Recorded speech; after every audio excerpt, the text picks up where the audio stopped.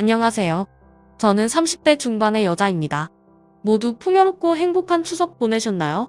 저도 오랜만에 주변에 인사도 해가며 지냈습니다. 저는 가족도 없고 친척도 멀리 지내 어색한 사이다 보니 가까운 지인들에게만 인사하고 오랜만에 얼굴도 보고 그렇게 해요. 하지만 제 마음속에는 항상 사랑이 충만하기 때문에 외롭거나 쓸쓸하진 않습니다.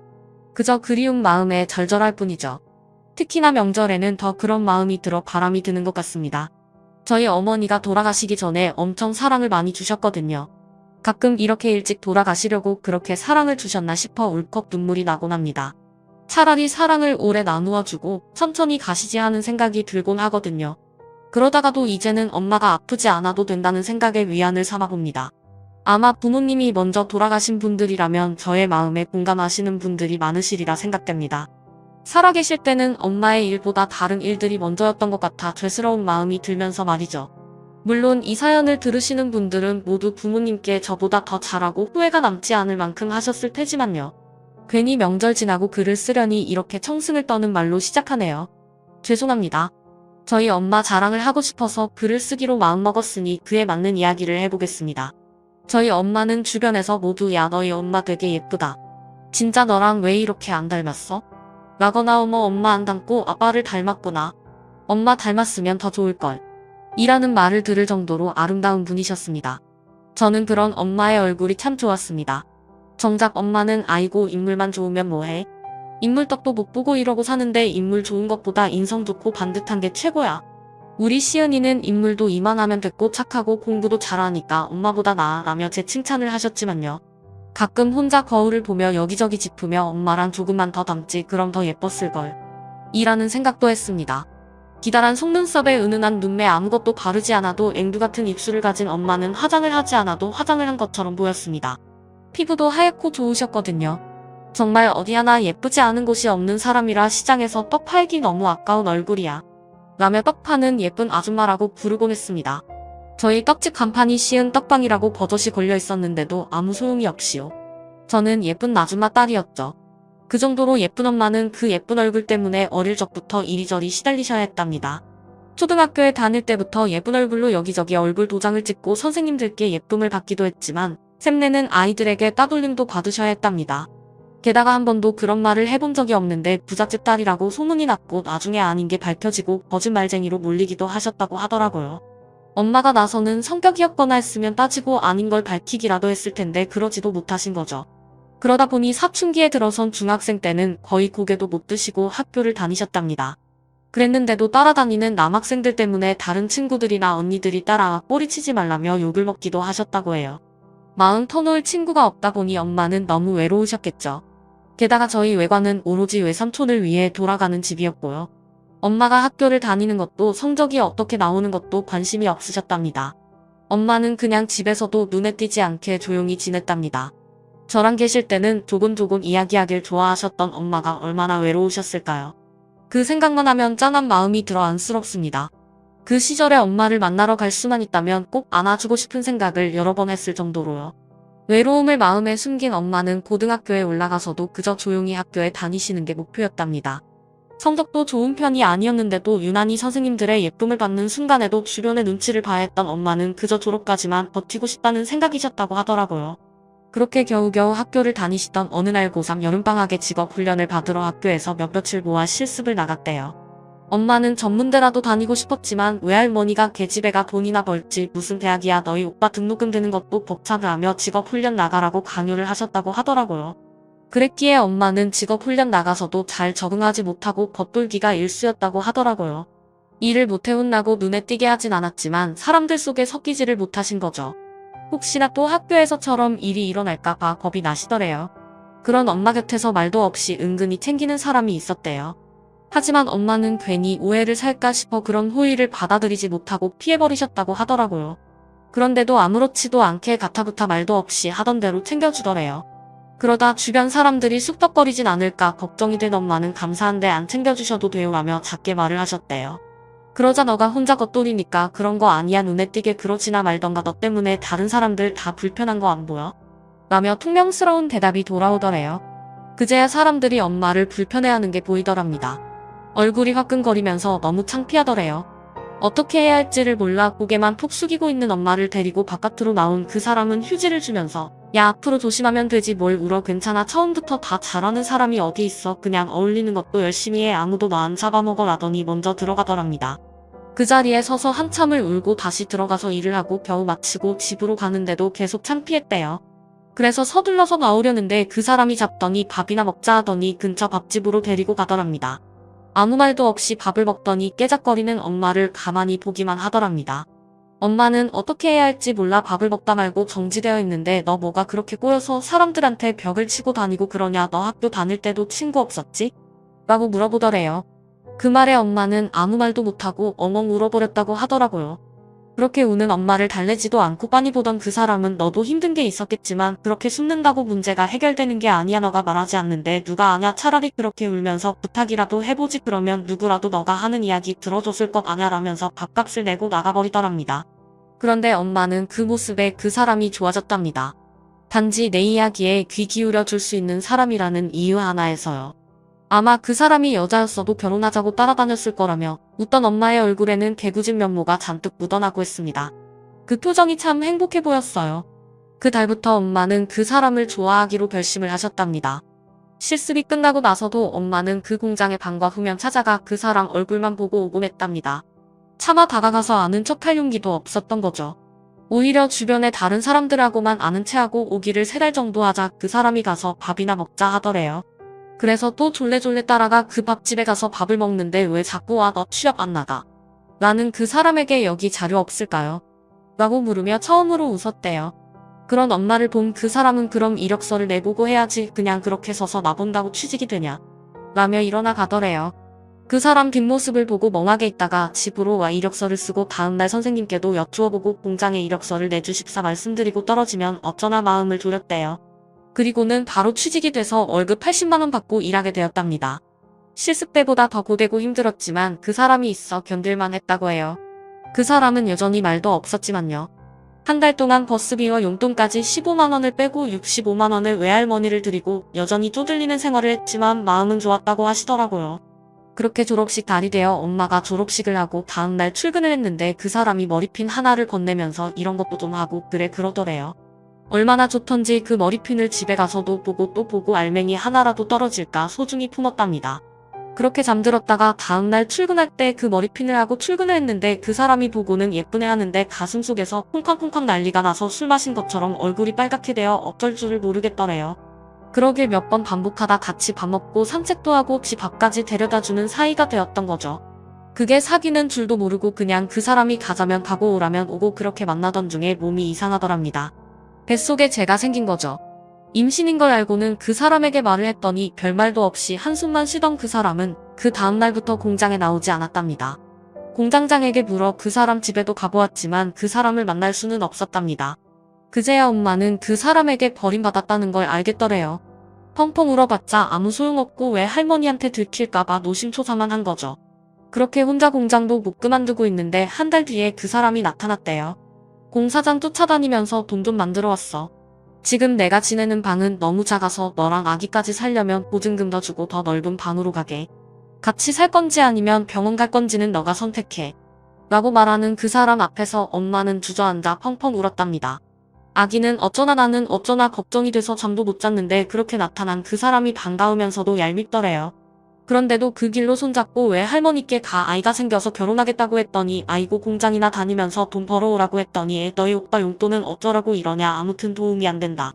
아무리 그래도 너희 오빠보다 먼저 시 골리는 법은 없다. 같이 살고 싶으면 애 낳고 그냥 살아라며 화를 내면서 돌아앉더래요. 그 사람은 그런 왜 할머니한테 엎드려 절을 하더니 잘 먹고 잘 살겠다는 장담은 못하는데 웃으며 살게 해주겠습니다. 고생을 해도 같이 하고 콩 한 쪽도 나눠 먹으면서 오순도순 살겠습니다. 라며 인사를 하더랍니다. 그날로 엄마는 그 사람이 혼자 사는 집으로 짐을 챙겨가 같이 살기 시작했답니다. 공장도 그만두고 집에서 살림을 하게 된 거죠. 워낙 왜 할머니한테 깐깐하게 배운 터라 그 작은 방에서 하는 살림은 어렵지 않더래요. 오히려 쉬는 것 같아 기분이 좋았대요. 하지만 그 사람은 막노동을 다니면서 여기저기 다니느라 집에 잘 올 수 없었고 와서도 피곤해 잠만 자서 엄마는 외로웠다고 하더라고요. 점점 배는 부르고 나가서 만날 친구도 없고 친정인 외할머니를 찾아가기도 편하지 않다 보니 더 힘들더래요. 그래서 예민해졌고요. 그 사람이 집에 와서 밥을 먹는데 좀 더 자주 오면 안 돼. 나 혼자 여기서 뭐야 배는 이렇게 불렀는데 라며 투정을 부렸는데 그 사람이 힘들지 조금만 참아 아이 낳으려면 필요한 게 한두 가지가 아닌데 이대로 어떻게 병원비라도 있어야 하잖아. 내가 그동안 모은 돈이랑 나하고 조금만 더 하면 돼. 사실 나는 되게 깡촌에서 낳고 자랐어. 애들은 다들 발가벗고 뛰어노는 동네였지. 그러다 아버지 돌아가시고 작은 아버지라는 사람이 땅 다 팔아먹더라. 그래서 엄마랑 나랑 누나랑 동네일 겨우 해가며 살았어. 그러다 누나가 시집을 가고 엄마랑 나랑 지냈는데 엄마가 아픈데 돈이 없어서 병원에 못 가고 돌아가셨어. 아버지도 그랬는데 그렇게 엄마 돌아가시고 무작정 시내에 나가서 지게꾼 노릇하다가 아는 형이 서울 가자고 해서 왔다가 공장에 취직해 기술 배우고 그 공장에 들어간 거야 라며 웃는데 그 사람 마음이 느껴지더래요. 그리고 또 나는 가족이 생기는 걸 생각도 못했어. 그런데 뱃속의 아이도 너도 내가 책임져야 하니까 돈을 더 벌 수 있는 막노동을 해서라도 먹여 살리려는 거야. 조금만 더 모이면 그때는 다시 공장에 들어가든지 아니면 장사를 하든지 해보자. 힘들어도 조금만 참아 미안하다라며 엄마의 손을 잡더랍니다. 엄마는 그 사람의 손을 잡고 울었대요. 그때까지도 가족 이야기를 도통 하지 않았던 그 사람인지라 더 안쓰럽더래요. 엄마는 그런 그 사람의 마음을 생각해 힘들어도 참아버려 했대요. 그래서 책도 많이 보고 바느질도 많이 하면서 시간을 보냈답니다. 주인집이 떡집을 하셔서 가끔 구경을 가곤 했는데 떡 만들어지는 걸 보다 보면 시간 가는 줄 모르겠더래요. 그런 엄마에게 주인집 아주머니는 색시 나중에 떡 만드는 거 배워볼래? 잘할 것 같아라고 하시더래요. 엄마는 떡을 너무 예쁘게 잘 만드셔서 보고 있으면 너무 재미있어요. 어쩜 이렇게 솜씨가 좋으세요? 라며 아주머니와 사이좋게 지내셨다고 하더라고요. 엄마에게 남는 떡도 주시고 옆에서 떡 만드는 것도 보여주시면서 예뻐해 주셨다고 하더라고요. 배가 딸인 것 같아 예쁜 거 좋아하는 것도 그렇고 엄마 닮으면 너무 예쁘겠다라면서 배를 쓰다듬어 주시곤 하셨다고 하더라고요. 외할머니도 그렇게 엄마를 바라보신 적이 없는데 그 주인집 아주머니가 그래 주시니 어느새 엄마는 조잘조잘 수다를 떨고 있으시더라고요. 그러다 막 달쯤 되자 그 사람이 일을 안 나가고 엄마 곁을 지켰는데 그때도 주인 아주머니가 이런저런 조언을 많이 해주셔서 저를 맞이하는 준비를 했다고 하더라고요. 그 사람은 일을 가지 않으면서 몸에 좋은 건 다 해주더래요. 그동안 못해준 거 다 해주겠다면서 그렇게 열심히 잘하더랍니다. 제가 태어나던 그날도 엄마 곁에서 그렇게 열심히 본인이 애를 낳는 것처럼 하더래요. 12시간의 진동 끝에 태어난 저를 안고 엄마에게 고맙다 고마워라며 울던 그 사람은 외할머니에게 전화해 아이가 태어났다고 알렸지만 뭐하러 그런 전화를 하나. 아주 내가 남사스러워서 이만 끊겠네 라며 전화를 끊어버렸다고 하더라고요. 그런데 엄마에게는 너무 축하하신데 그런데 형님 취직 준비 때문에 바쁘셔서 못 오신다고 하시더라 미안하시대 라며 엄마 마음을 달래주더랍니다. 저를 보고는 야 큰일 났다 너 안 닮고 나 닮았어 그런데 너무 예쁘다 라며 허허 크게 웃었다고 하더라고요. 그렇게 저를 안고 집으로 돌아와 엄마 몸조리를 다 해주었대요. 엄마는 나중에 그때 이야기를 하시면서 너희 아빠 같은 사람이랑 결혼해 내가 몸조리를 얼마나 잘했는지 아무리 일을 해도 손목이 안 아파라며 웃곤 하셨습니다. 그 사람이 너무 좋았다면서요. 특히나 저를 안고 달래며 환히 웃는 그 사람의 얼굴이 그렇게 좋더래요. 그렇게 저는 엄마와 그 사람의 사랑을 받으며 백일잔치도 했답니다. 물론 상만 차리고 그 앞에서 기도만 하는 약식이었지만요. 주인 아주머니께 부탁해 100일 떡을 해서는 전에 다니던 공장까지 가서 떡을 돌리고 외할머니 댁에도 가져다 드렸대요. 그때도 외할머니는 애 데리고 어디를 오니 하여간 부끄러운 줄 모르고 다 너 지방에 일 간 줄 아는데 너희 오빠 앞길 막으려고 작정을 했구나 갈아오지 마라며 내쫓겼다고 하더라고요. 그런데도 둘이 웃으며 돌아서 왔대요. 그렇게 우리 세 식구 알콩달콩 누가 뭐라던 행복하게 살면 된다고 생각했으니까요. 하지만 엄마의 행복은 왜 그렇게 짧았는지 그 사람이 그만 사고를 당하고 만 거예요. 다시 공장에 나가기 시작한 지 열흘 만에 말이죠. 그것도 지나가다 맞고 있는 여자를 구해줬는데 상대 남자가 휘두른 흉기에 맞아 피를 너무 많이 흘리고 쓰러져 손을 쓸 틈이 없었다고 하더라고요. 목격자가 빨리 전화했는데도 소용이 없었나 봐요. 엄마는 생후 5개월에 저를 업고 장례를 치르면서 몇 번을 쓰러질 뻔했지만 제가 배고프다고 울고 졸리다고 울다가도 엄마 얼굴만 보면 깨르르 웃어 억지로라도 정신을 차려야 하겠더래요. 안 그러면 저를 지키지 못하니까요. 그때 돼서 처음 본 그 사람의 누나는 메마른 얼굴로 이렇게 가는 게 제 운명이지 뭐 아이는 어쩌니라며 눈물을 흘리고는 장례가 끝나고 그냥 가더래요. 그 후로 연락도 없고요. 엄마는 그저 없는 사람들이라 먹고 사는 게 더 급했던 거지라면서 그 사람이 불쌍하다고 하더라고요. 장례가 끝나고 돌아온 엄마에게 주인 아주머니는 이제 애랑 먹고 살아야 하기도 하고 손이 놀면 사람이 늘어져 내일부터 새벽에 일어나 우리 떡집에서 떡 빼어 내가 월급은 50만 원 줄게 대신 애도 볼 수 있고 좋잖아. 엄마의 손을 이끄셨답니다. 그 덕분에 엄마는 저를 업었다가 보행기 태웠다가 마당에서 아장아장 노는 것도 보면서 일을 하실 수 있었답니다. 그렇게 제가 5살이 될 때쯤에는 엄마가 혼자서 떡을 만들 수 있을 정도가 되었다고 해요. 그러다 제가 쌀 배달이 온 사람을 보고는 왜 나는 아빠가 없어 라고 묻는데 차마 어린 체게 말을 못하겠어서 일하러 가셨는데 시은이 10살 되면 오실 거야 라고 하셨답니다. 그 말을 철석같이 믿고 있던 저는 엄마가 힘들까 봐 한 번도 아빠 언제 오냐는 말을 해가며 조르지도 않고 컸습니다. 그러다 8살 때 동네 친구랑 놀고 있는데 한 친구가 너는 아빠 내 친척도 없어. 친할아버지나 친할머니도? 라고 묻는데 괜히 마음이 상해 나는 그런 사람들 없어도 우리 엄마랑 행복해 그런 건 왜 물어? 라고 답하고는 집으로 와버렸습니다. 그러고는 괜히 엄마에게 엄마, 아빠는 왜 안 와? 선물도 한 번 안 보내고 편지도 안 쓰잖아 아빠 맞아 하며 심통을 부렸죠. 그런 저를 엄마는 꼭 끌어안으시더니 아빠가 너무 오시고 싶으신데 너무 멀리 가셔서 못 오시는 거야 하늘나라에 가셨거든 그래서 오실 수가 없어 라며 온몸을 떨어가며 우시는 겁니다. 그런 엄마가 낯설고 너무 슬퍼 보여 다시는 아빠라는 말을 입에 올리지 않았습니다. 그 후로 아빠는 그 사람이 되어버렸죠. 그게 습관이 되어 아직도 그 사람이라고 부르게 되네요. 아빠라고 입 밖으로 내뱉는 순간 큰일이 나는 것 같은 느낌이라 아직도 쉽게 부를 수가 없어요. 괜히 울컥하네요. 그런 저에게 엄마는 사랑을 듬뿍 주셨습니다. 물론 경제적으로는 여유롭진 못했습니다. 제가 중학교 2학년 때부터 떡볶이집에서 서빙을 하며 용돈을 벌었었으니까요. 그래도 저는 행복했습니다. 엄마는 주인집 아주머니와 붕어처럼 떡을 판매하셨는데 처음엔 엄마가 노점으로 떡을 들고 나가 팔아오시는 것을 시작으로 나중에는 시장에다가 가게를 내시게 되었습니다. 그때까지 상당히 어려웠습니다. 가족이라고는 비록 저와 엄마뿐이었지만 수입이 많지 않다 보니 어려웠죠. 제가 고등학교에 가서야 조금 여유가 생겼습니다. 그러자 외할머니가 찾아오시더라고요. 너희 오빠가 하던 사업이 잠깐 어려워서 돈이 좀 필요해. 넌 여기서 장사하니 돈 좀 만질 것 아니니? 가족 좋다는 게 뭐니? 이럴 때 도와야지. 내일 모레까지 돈 좀 해놔라. 그리고 너는 딸을 이렇게 장사하는데 내놓고 싶니? 하여간 하는 짓이 딱격이 떨어져 라는 막말을 하면서요. 그런 외할머니에게 엄마는 엄마 내가 돈이 어디 있어. 이제 겨우 입에 풀칠해. 그전까지 우리 시은이랑 나 먹을 거 없어서 떡 안 남으면 굶었어. 그럴 때는 나타나지도 않더니 내가 가게 차린 건 어떻게 알았어. 내일 모레 와도 돈 없어. 주고 싶어도 못 줘. 그러니까 다시는 오지 마세요. 그리고 내 딸은 내가 알아서 키워요. 우리 딸이 얼마나 착하고 잘 도와주는데 그게 왜 격떨어져. 나이 40 중반 넘어서 여기저기 손 벌리는 오빠가 격떨어지지. 그만 가세요. 제발 오지 마시고 라며 침착하게 말하시더라고요. 그런 엄마를 빤히 보던 외할머니는 아주 입이 살았구나. 너가 남편도 없이 시장 바닥에서 굴러먹더니 부모 형제도 못 알아보고 아주 막 나가네. 너 같은 걸 피부치라고 찾아온 내가 잘못이다. 무슨 좋은 꼴을 보겠다고 아무 남자나 만나 배부터 불러 들어오던 걸. 그러니 너 남편이 그렇게 비명 행사하는 거야. 신고를 곱게 써라 라고 하더라고요. 그래서 제가 저기요 나만 줬다고 부모인 줄 아세요? 아무것도 해준 것도 없으면서 뭐가 그리 당당해서 돈 달라고 오셨어요? 딸이 남편도 없이 아이 키우면서 고생할 때는 들여다보지도 않더니 가세요. 우리 엄마는 제가 호강시켜 드릴 테니까 가세요 라며 언성을 높였습니다. 그런 제압을 막아서며 엄마는 그만해. 어른한테 그러는 거 아니야. 엄마도 가. 다시는 오지 말고. 아무리 그렇게 후벼파는 소리를 해도 나는 아무렇지도 않아. 그 정도는 나한테는 아무것도 아니야 라면서 외할머니를 보내시더라고요. 가면서도 저를 째려보면서 가는 외할머니가 참 미웠습니다. 외할머니가 그렇게 가고 나서 엄마는 부모복 없는 사람은 남편복도 없다더니 진짜 그런가? 하며 웃으시더라고요. 그런 엄마의 손을 잡고 엄마 조금만 기다려. 내가 엄마 꼭 호강시켜 줄게 라며 웃었습니다. 그런 제 얼굴을 쓰다듬으며 엄마는 그래 자식 복은 있다. 아휴 이쁜 내 새끼 라며 웃으셨고요. 그렇게 엄마와 저는 서로를 아끼며 의지하며 지냈습니다. 엄마의 떡집은 잘 됐습니다.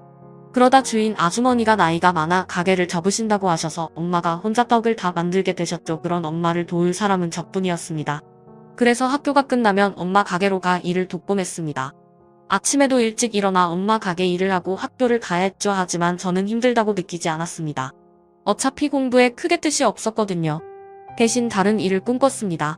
어릴 적부터 옷에 관심이 많았었기 때문에 온라인으로 쇼핑몰을 운영하는 게 제 꿈이었습니다. 하지만 너무 경쟁력이 세진 분야라 어떤 컨셉을 잡을지 고민을 하는 중이었습니다. 그동안 아르바이트한 돈과 엄마가 주는 돈을 열심히 모았지만 비용이 부족하기도 했고요. 그래서 당분간은 그냥 엄마를 열심히 돕기로 마음먹기도 했었거든요. 그러면서도 몰랐습니다. 엄마 몸이 어떤 상태인지를요. 어느 날 아침 날이 쌀쌀해지기 시작한 어느 날에 엄마가 쓰러지시기 전까지는 엄마 몸이 어디가 어떻게 안 좋은지 상상도 못했습니다.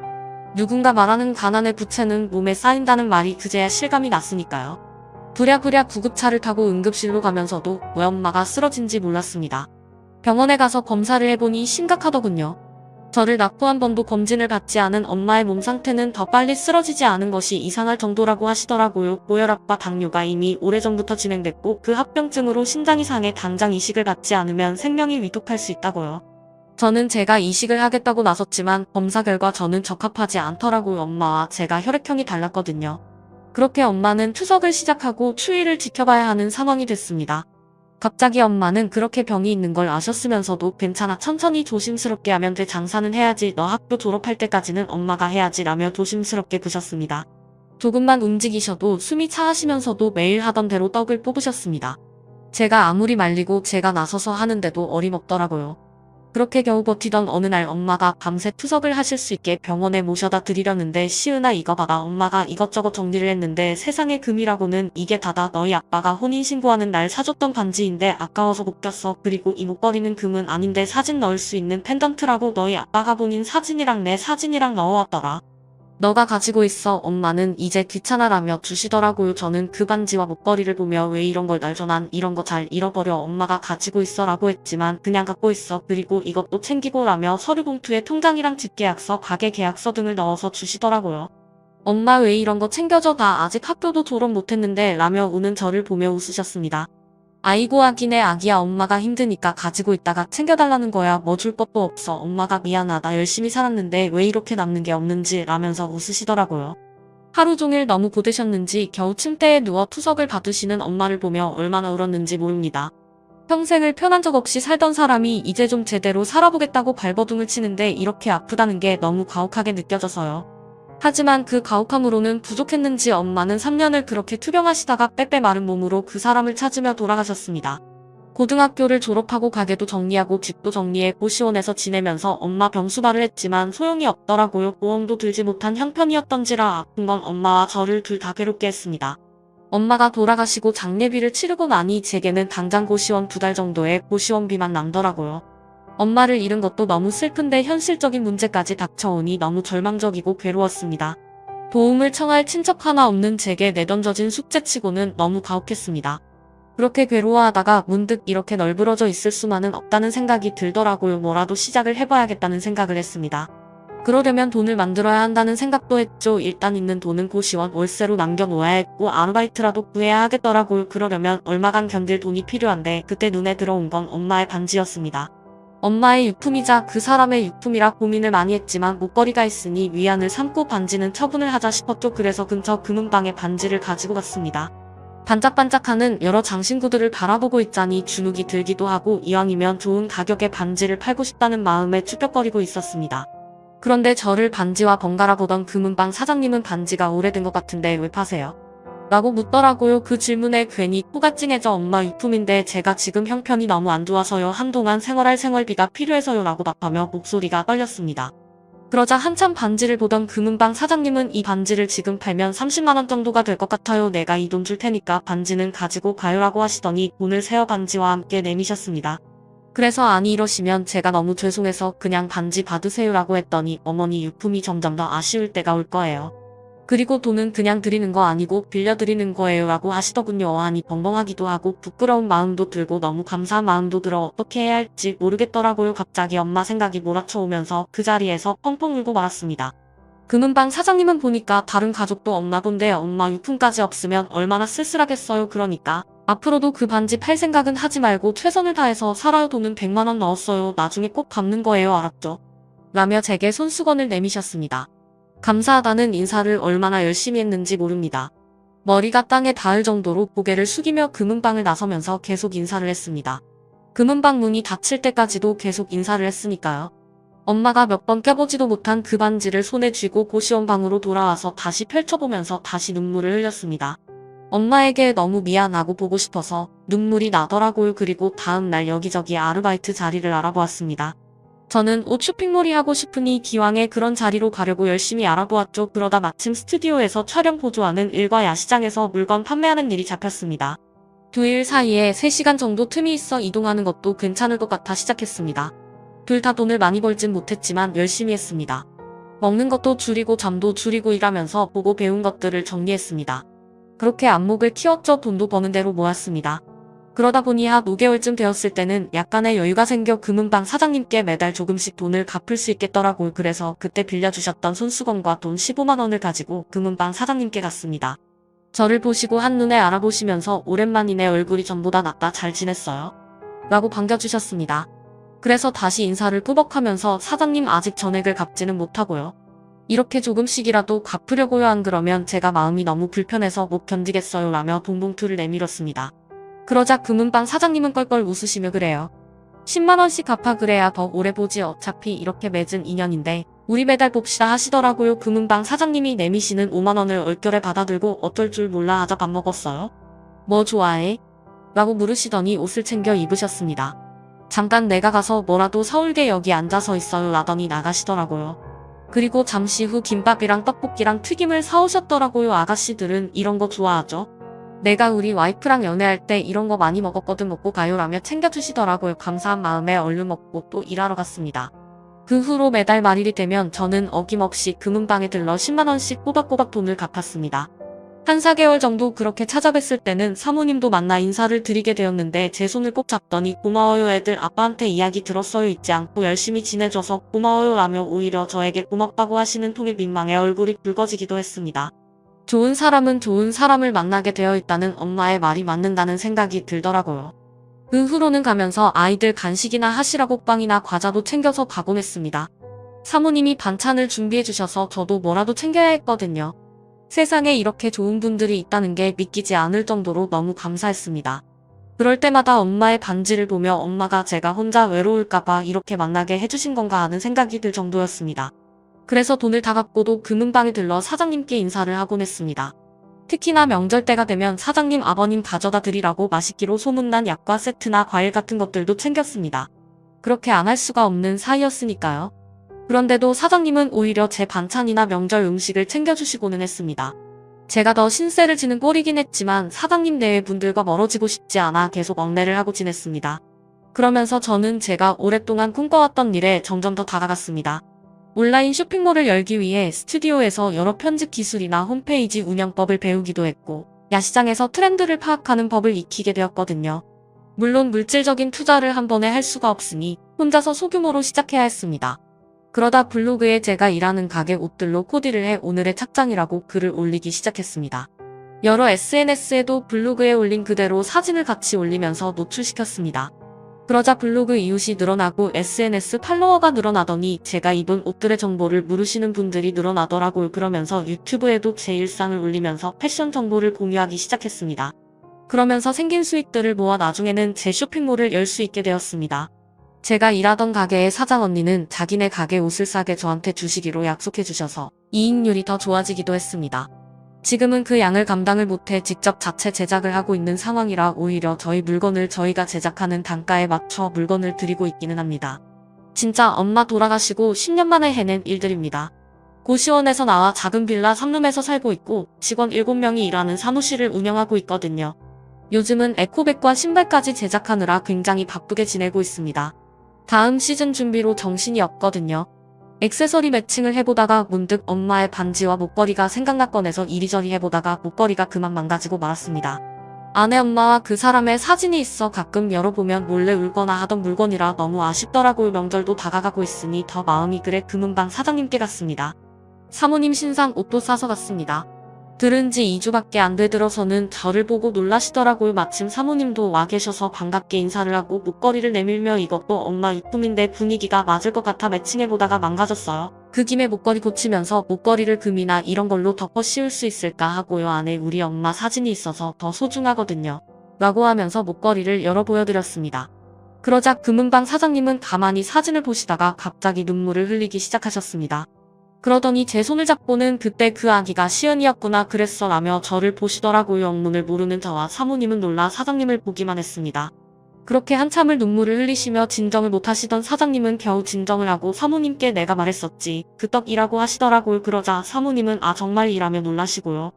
저는 무슨 이야기인가 싶어보고 있으니 사장님께서 내가 어릴 때 심장 판막이 안 좋아서 몸이 약하고 아팠어. 지금은 수술하고 좋아져서 건강하지만 그런데 내가 12살쯤 됐을 때 엄마라는 사람이 없는 살림에 아픈 애 돌보느라 힘들다면서 집을 나가버렸어.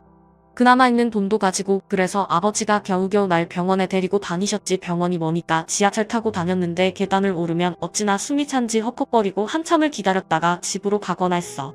그러던 어느 날에 힘들게 계단을 오르고 헉헉거리는데 떡 파는 아주머니가 계시더라고. 아이를 업고 파시는데 날 보더니 빙그레 웃으시더라. 홀린 듯이 배가 고파서 아버지한테 떡 좀 사달라고 했는데 아버지가 돈이 없으셨던 거야. 나는 그것도 모르고 거기서 고집을 부리고 라면서 사장님은 다시 눈물을 흘리셨습니다.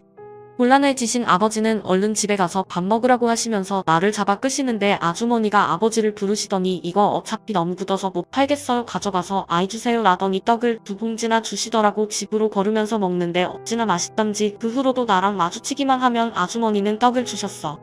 아버지가 너무 미안해 하시면서 돈을 드리면 같이 애 키우는 사람끼리 이런 게 뭐라고 고마워요 괜찮아요 어차피 못 파는 건데요 하면서 안 받으시더라고. 그런데 우리가 먹어보면 알잖아. 말랑말랑하고 따뜻한 거 아버지나 나나 알았지만 내가 너무 그 떡을 잘 먹으니까 그냥 먹었어. 나중에 아버지가 형편 도와지고 그 아주머니 찾는다고 그렇게 찾았는데 이렇게 만나지는구나 라면서 또 고개를 숙이고 우시더라고요. 그때 먹었던 그 떡이 그 시절 사장님의 유일한 간식이었다면서요. 그때는 밥도 간장이나 고추장에만 먹을 때라 저희 엄마가 주신 떡이 아니었다면 사장님은 그 아픈 고통을 못 견디셨을 거라고도 하셨습니다. 그러시더니 내가 이 목걸이를 멋지게 만들어 줄게. 시간이 좀 걸려도 좀 기다려줘. 그래야 내가 아주머니께 얻어먹은 떡값을 하지라고 하시더니 얼마 전 완성을 해주셨습니다. 원래 디자인을 살리면서도 줄도 금으로 바꿔주시고 펜던트 테두리를 금으로 감싸 굉장히 고급지게 만들어주셔서 엄마 얼굴이 더 빛나더라고요. 그 사람 얼굴도 그렇게 하고 나니 부모님께 멋진 옷을 입혀드린 것 같아 기분이 좋았습니다. 사장님은 내가 할 수 있는 기술은 다 부렸어. 아주머니도 좋아하셔야 할 텐데 라며 설레어 하셨습니다. 그러고 났더니 사장님 내외분과 저는 조금 더 가까워진 것 같은 기분이기도 합니다. 다 저희 엄마 덕분이지요. 그 덕분에 저는 좋은 인연이 더 좋은 인연이 되었고 목걸이가 멋져지고 제가 더 가까이 들고 다닐 수 있어지자 엄마가 곁에 있다는 기분이 듭니다. 다음 명절인 설에는 엄마와 그 사람에게 갈 때 반지랑 목걸이 하고 가야겠어요. 엄마도 좋아하시겠죠. 지금까지 예쁘고 착하기만 한 저희 엄마 자랑이었습니다. 하늘에 계신 엄마 저 이렇게 잘 지내고 있으니까 걱정 말고 나중에 다시 만나요. 거기서 아빠랑 잘 지내고 계세요. 사랑해요 하고 말하고 싶네요. 여러분들은 곁에 계실 때 잘하시길 바랍니다. 지금까지 사연 들어주셔서 감사합니다.